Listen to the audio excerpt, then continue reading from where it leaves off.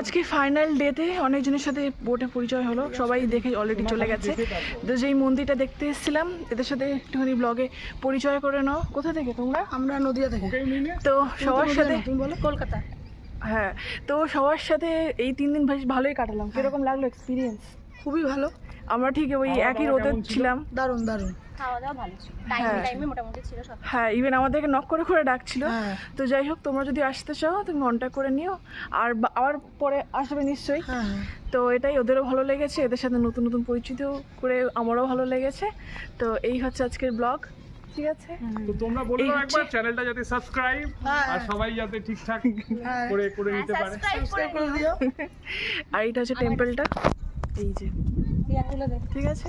তো চলো ভেতরে গিয়ে দেখাই ভেতর জায়গাটা। সবাই দেখে অলরেডি চলে গেছে। তো এখন আমরা এসছি এখানে, এটা আজকে লাস্ট ডে, তাই এই মন্দির দর্শন করে আমাদের এখান থেকে জার্নিটা এন্ড হবে। তো দেখে নাও।